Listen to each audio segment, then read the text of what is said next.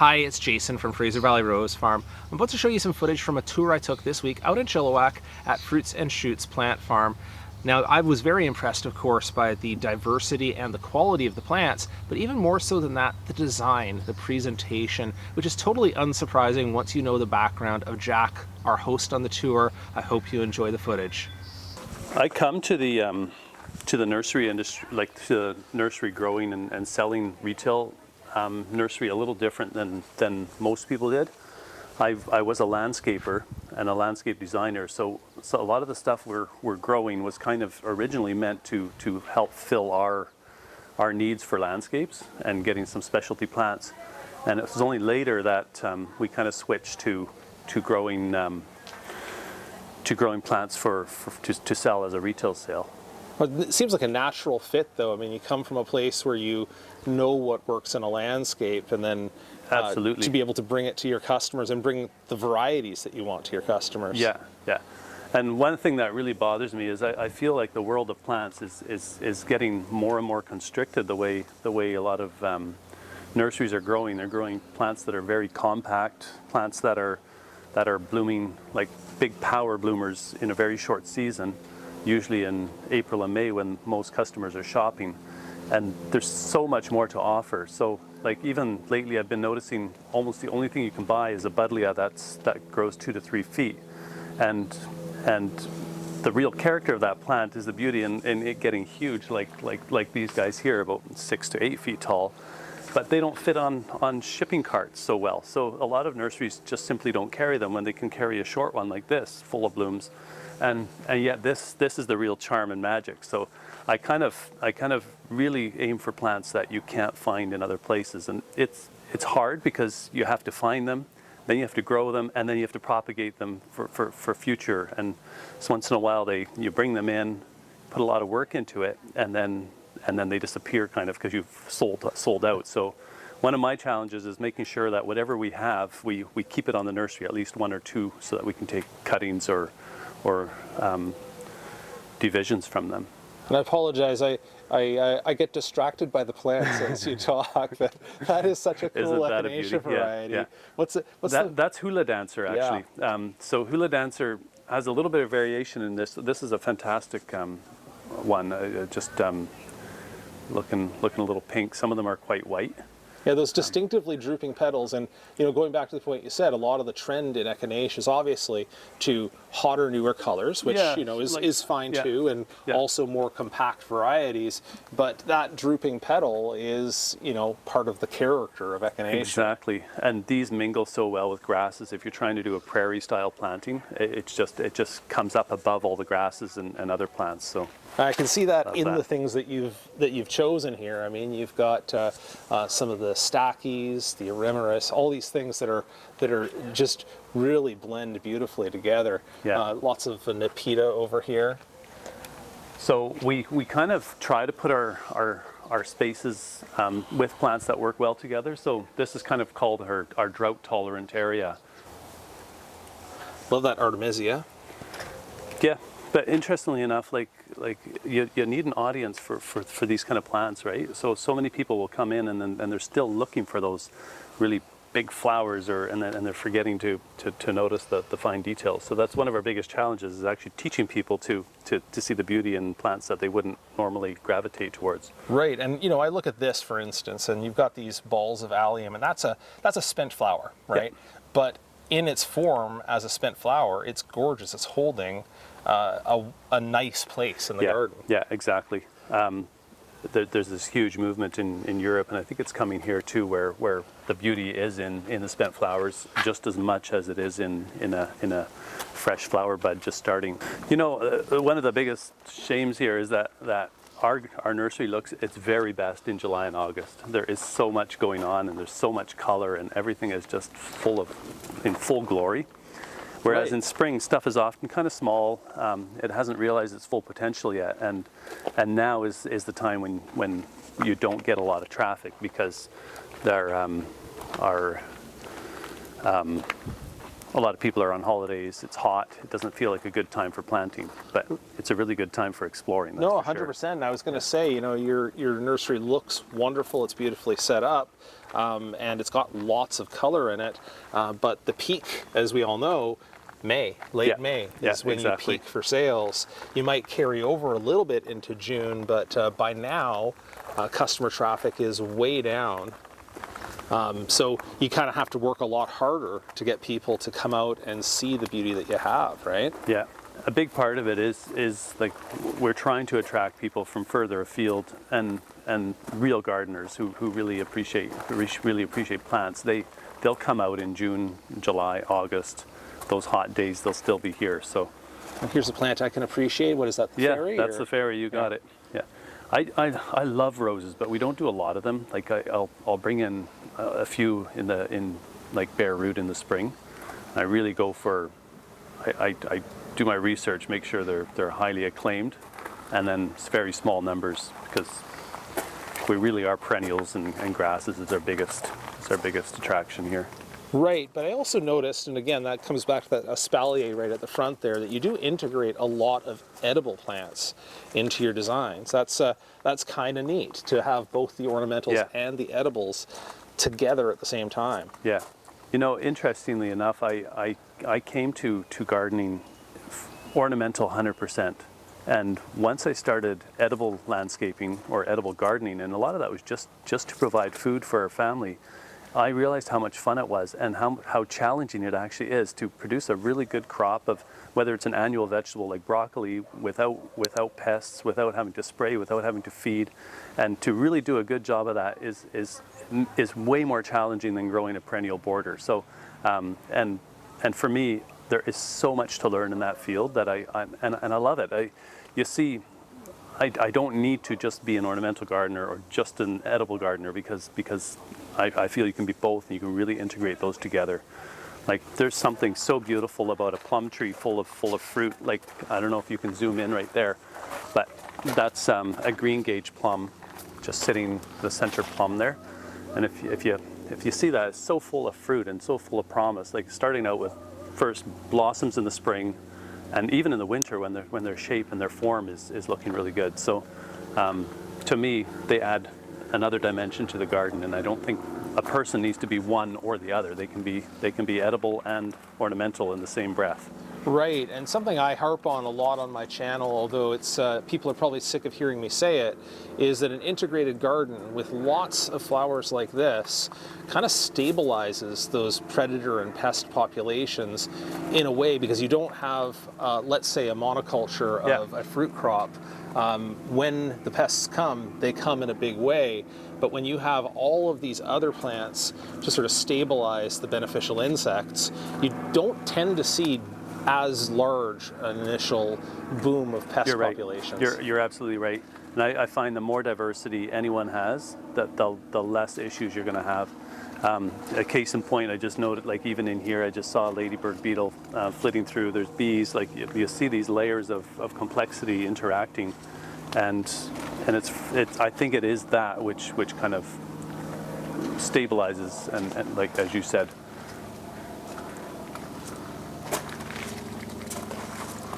This is kind of a shade structure area, and I have to say you've done a beautiful job on the hardscape and the benches and all of the design on this. I can see your landscape design chops coming through in the way that you presented this. Yeah, well, you know, part of it, I wanted people to walk into a space like this and to kind of envision themselves in their own garden. Like this is a fairly simple structure. Most people could get this built in a couple days.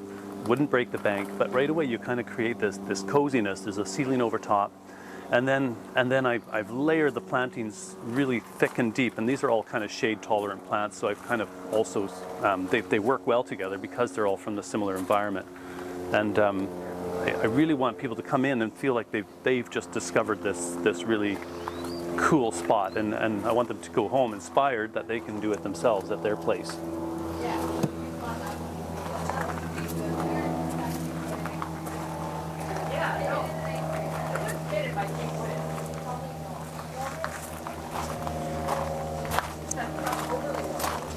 Yeah.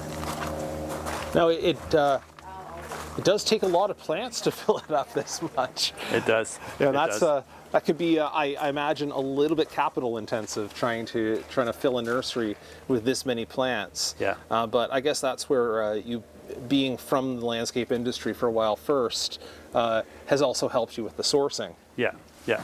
And a lot of this stuff, like we're carrying stuff over from, like the first year obviously was the heaviest, and the nursery didn't look like this either. It was much more plant poor. We didn't have nearly the amount of plants in here, but it just seems once you get going, it just it's hard to stop. Yeah, You probably can relate to that. I know what Yeah. you mean. We're trying to carry some different plants. You may be familiar with a lot of this stuff, but the things like these sanguisorbas, they're not new really, but out here in North America, not many people are using them. And I find there's such a playful touch. I've got about 10 different varieties of these, and I'm finding it really hard to stop. Now, I've got a couple. I've got the taller, sort of curved Japanese Burnett, and then we Yeah. have a little tiny short one. But Oh, yeah, this is that- actually yeah. quite nice how vertical this one is. Yeah, this is Pink Tana, but you should see Red Thunder. It's actually it's nearby here. They're a little later to flower. They stand a bit taller, but much stiffer. Like, see how stiff those branches are? They don't really bend over, and it's going to stand probably 4 feet tall. So it just kind of rises up above other plantings. That's nice. That's super vertical. Yeah. And it isn't showing its best for flowers yet, but you can Just get the coming. idea Yeah. of where it's going with that. Yeah, and even in the fall, like you can collect those little pom-pommy bits and use them as dried flowers. So again, another layer in the landscape. And then that one there is Victoria. Right, there you go. Yeah. Those are some fairly a little more of Yeah. a developed flower. Yeah. Yeah, that one's almost coming to the end of it, but so I find them a lot of fun. Wow, I could definitely spot a few of my favorite plants in here. Is that Helenium that you're referring Yeah, to? the Helenium. Yeah. Yeah, it's a great performer. And the 9 bark back there. That's great for color. That one is Sweet Cherry Tea, and it's one of the only ones I use. I find it fairly mildew resistant, and the color on it, like it's kind of got a little bit of a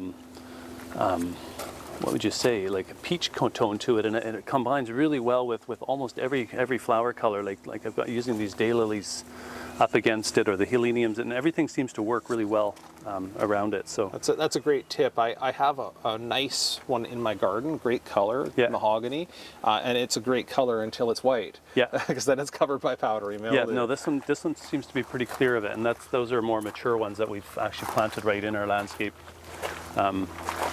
as showpieces there.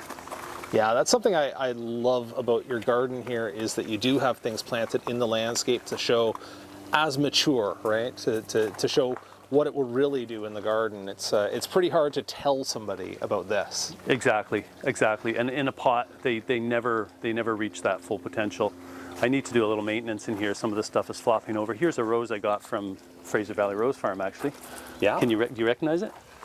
No, not just Okay. from the foliage. Not just from that. That's is that Buff Beauty? Or no, it's Albertine. Albertine. Got So it. she was going right up to the top of this this wall here, and then this winter it just got knocked right back. So it came back from the roots, fortunately. Yeah. Next year I'll get the show. I grew Albertine as a kid. I was 16, 17, and I gardened like crazy, and Albertine was growing up a willow tree, so has some personal memories for me. Do you love your arch of bamboo here? That's pretty cool. Yeah, isn't that nuts? And so fast growing that it fills in almost too quickly. I need to get in there and do some trimming again. So our business looks way different in early spring than it does now. In early spring, we're selling a lot of fruit trees. We do a gardening course together with my brother Dan from local harvest market, and it's an organic gardening course for people who grow food. So in the spring, we sell tons of fruit trees, we sell tons of small fruits, and then vegetable starts, and that's kind of our bread and butter from February, March into April, and then it kind of switches to the ornamental. And I'm always so surprised that from that early time of year, you think, okay, I better really get into edibles because these are the thing, and then suddenly it just stops, and then the ornamentals take over. So it's probably partly me because I can never get enough of anything. I just pull it all in, but it's that's kind of how our business is split. Okay, and now you have a section here, sort of themes nicely. You have your veggie starters over here, and then your fruit trees over this way. So, yeah, we really invested in the rack system last year. It just I needed a way to display them neatly and tidily. So these kind of get drip irrigation on them so that they don't have any. I don't worry about fungal problems on the fruit and stuff like that, and then they're all strapped up to those wires. So right, I was going to say, you get a little wind through here, and you'll be full time picking up trees. That's still pick up sticks is still a pretty common activity around here, but it's definitely better with this kind of setup. And that's great. So just you have the racks up, you have the wires across, and now you've just strapped the trees on. Exactly. Until you sell them, I guess. Yeah. And this is a very small amount that's left here. We're sitting pretty good. We're usually a little long on apples, and the plums and cherries and stuff, they sell out so fast, which is kind of nice. They're kind of in and out crop. And then you're looking at our growing space now. This is where we do most of our outdoor growing, and it looks like a ton of stuff. We're now at first week of July, and we usually get a huge run on grasses in September, so there's big chunks of this that'll kind of disappear. Hopefully, you always wonder, right? Are they actually going to move? But it always seems to work out that way. For those of you who are starting out and trying to grow and sell to a market, the biggest challenge for us was this place needed to look awesome anytime anyone came. And sometimes in July, that meant you would have 2 visitors a day, 1 visitor a day, and yet we had to work hard to make this place look amazing, because I wanted anyone who ever came to feel like they had struck it rich and hit a really neat spot. So the challenge was you put a lot of labor and time into it, and we weren't getting a lot of visitors. So it was kind of, for us, that was our biggest challenge. And yet I hated the idea of someone coming and thinking, oh, well, that wasn't really worth our time, and then not coming back. So we put a lot of work in up front, and we were not that profitable as a result in the early years. This is our food garden. So this feeds our family. I don't know how interested you are in food gardening, but I could show you kind of what my thought here is, and then you use it as you wish. But so what we used to do is grow everything in these kind of long rows, 20 feet long, 3 feet wide, and our vegetables kind of just went in this perfect rows. There was no room for flowers in our garden. It was strictly food. And over time, I kind of realized that the flowers were bringing in beneficial insects. And then I thought, well, what happens in the winter when all these vegetables kind of die down and our flowers die down? What's left? So then I kind of started incorporating little island patches, such as that blueberry there, where there's some wood mulch around them. And those are kind of permanent spots. So fungi is growing in the soil. Insects might be overwintering in that coarse material. And I've created quite a few little, almost like a grid pattern here, where I've created little islands of refuge for insects and overwintering fungi, and all of those kind of critters that are using the space when the garden is kind of dormant. And then in addition to that, we're letting a lot of our vegetable crops go to seed. So I just tore out the carrots and the parsnips, but they were overwintered, so they were in full bloom, and it just brings in a ton of beneficial insects as well. So one of the things I've done this year, which is a first for us, was I ordered seed from England this year.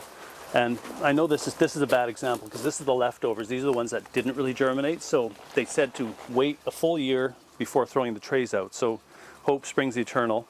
But here's some agapanthus, for example.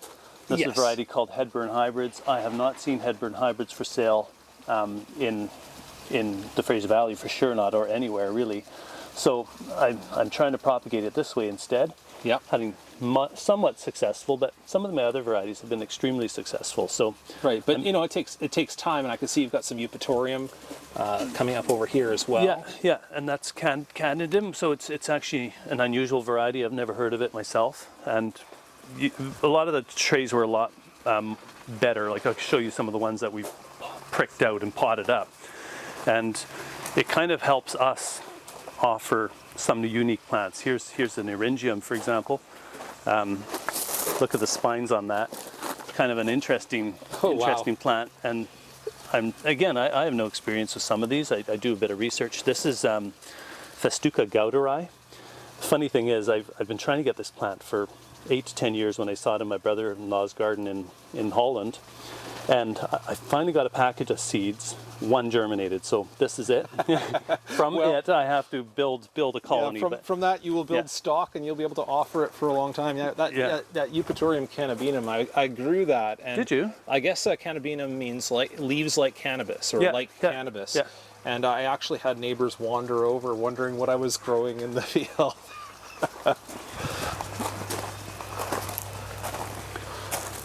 Here's actually an example of an edible plant that makes a fantastic ornamental plant as well. So this is actually just garden sage. Right. The variety is called Bergarten, Bergarten, I think it's called. Yep. So it makes a nice low clumpy mound, and en masse it looks beautiful. So sometimes, and behind you actually, I just cut them back, but that's an oregano called Zorba Red. Another fantastic ornamental plant, which could also be used for culinary purposes, but I love to mix them up a little bit. I don't have a really good reason why some things are in our greenhouse and some things are not.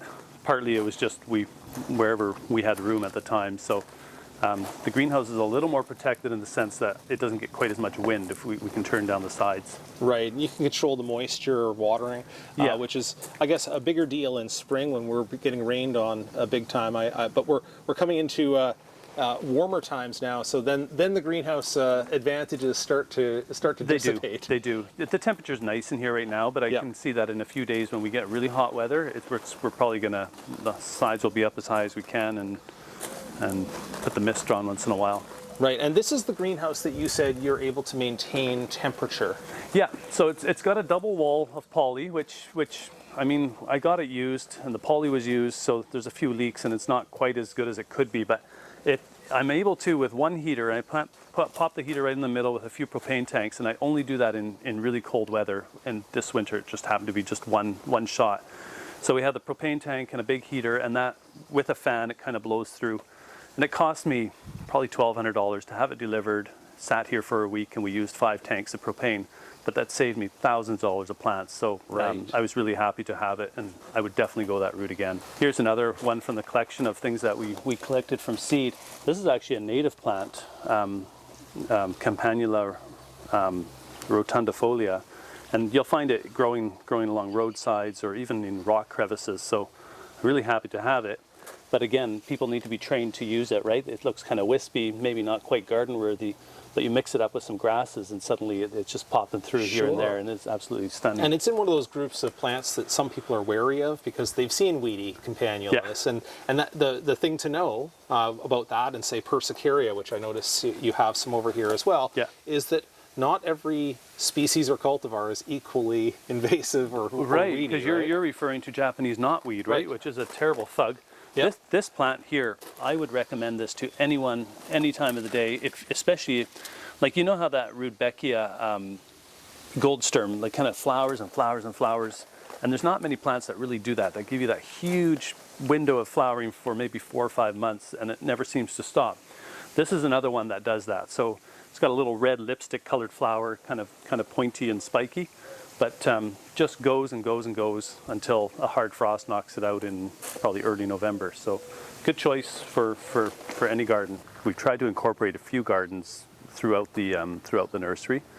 They kind of break up some of the clutter of the pots and all of that, and at the same time it gives really good insight for people what they can do in their own space. So these trees, by the way, I got them from a Dutch guy who's trying to start something out here in Canada with the espaliered trees like this, And he had no market for them here, which is actually interesting, because what a effective use of space. And he just quit because it wasn't working out. But it's kind of too bad, because these are all over the place in Europe, and out here there's just a tough market. Oh, so distinctive. Yeah. Love. This is the perfect stage for this allium. That's Yeah, it's absolutely perfect, and I could use those in every planting everywhere. Like they're so unobtrusive, right? They just come up as a small thin bulb. We sell bulbs in the fall, but often we have leftovers, so these go into pots, and it's kind of an effective way for us to make sure we have no waste in the nursery. This is really getting towards the end of a pretty long process. We started with building on a piece on the shop, and the shop was kind of meant as a lecture room and a seminar room for our courses and for the people we gather with. So from inside, I wanted them to be kind of looking out into this space that would inspire them. So this is a meadow planting. I've probably got 50% grasses and then 50% perennials, and it's literally been planted 2 weeks at the most. So stuff is just getting established. But already you can see there's insects, there's hummingbirds, there's stuff happening among the plants. So the idea is that this becomes a solid matrix of plants, that there's no soil visible. And then these plants will kind of all fill in all the space so that there will be no weed pressure from below. And then once a year, in early spring, probably February, we cut everything back and remove the clippings and allow the cycle to repeat. So this fall we'll be planting a lot of bulbs in among the perennials, and that's kind of it in a nutshell. Well, that is the end of the tour, and I wanted to thank Jack and his family for having me out to the farm and showing me around. I went away inspired. I love the fact that when you start a backyard nursery, there are so many different approaches. The way we do it, the way they do it, very different, but also each can work in their own way. So I loved seeing that. And if you are in the lower mainland, Fraser Valley, it is very worth a trip heading up to Chilliwack, sort of up by Rosedale where the old Minter Gardens used to be. That is a great trip, and Jack and family will impress you by what they've done up there. Wonderful nursery, support it if you can.